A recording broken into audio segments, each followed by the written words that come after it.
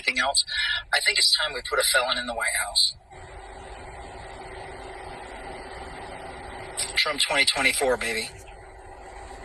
Let's save this country and make America great again.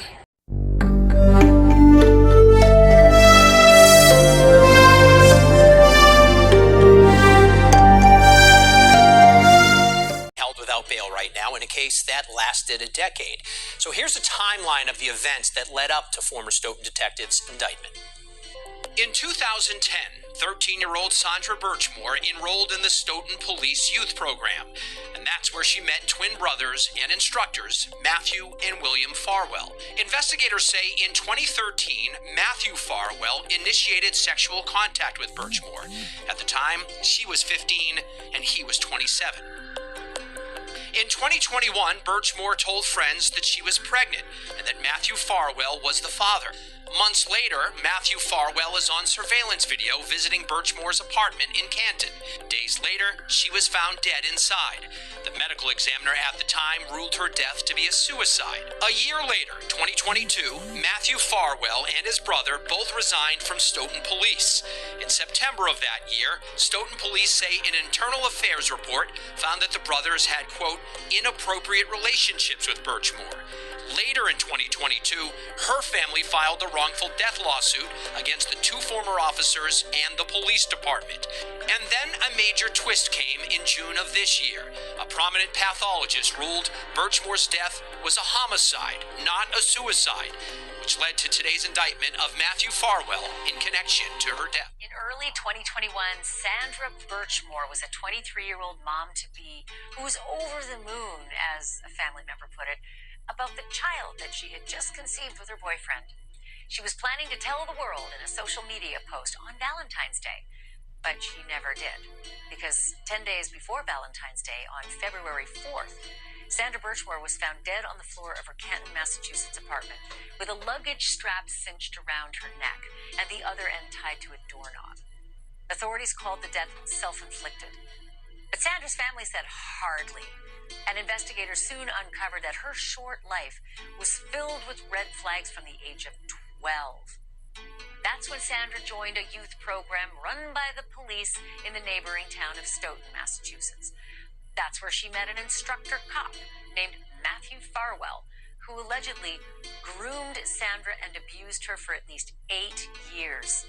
At least 2 other Stoughton cops also had inappropriate relations with Sandra during that time, and that's according to the department's own investigation. But only Matthew became her boyfriend, and only Matthew became the father of her baby, and only Matthew, who was married with 3 other kids, allegedly murdered Sandra to shut her up. The smoking gun in this case? Thousands and thousands of text messages documenting Matthew's dirty little secret. At age 15, Sandra texts, quote, "I'm glad you agreed to take my virginity." Farwell says, "Me too," is his response. He's in his late 20s at this point, I should say.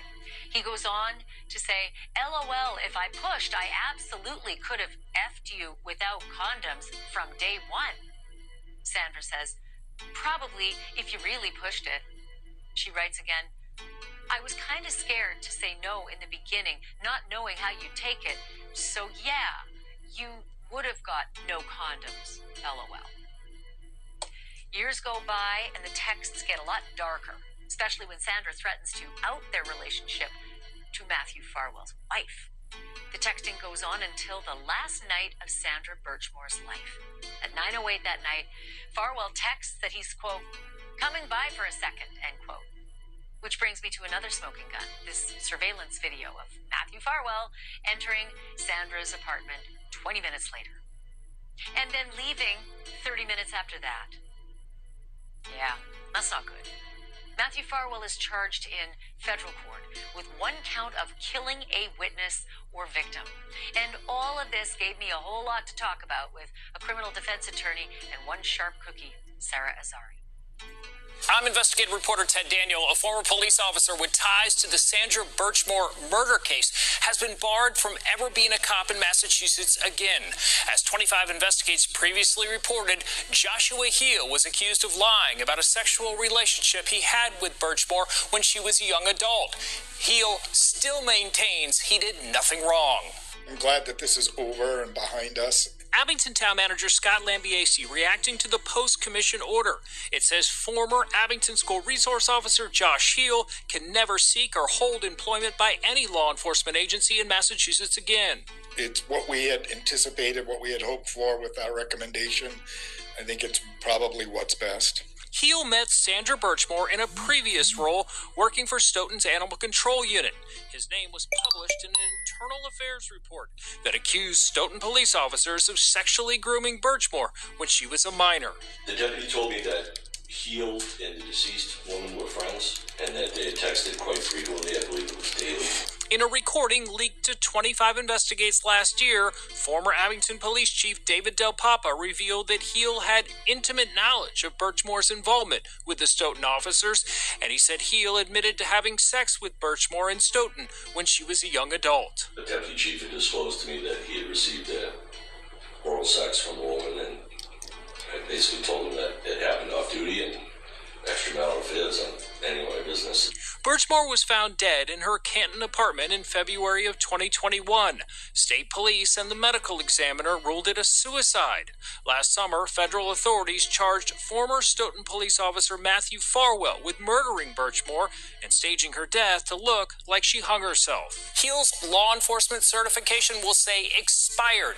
We found nothing in the agreement that bars Heel from being a police officer in another state. Heel's lawyer tells 25 Investigates Heel is a government witness in Matthew Farwell's prosecution, and his agreement with Post is not and should not be construed as an admission of fault or liability for any of the allegations asserted by Post or any other entity. For 25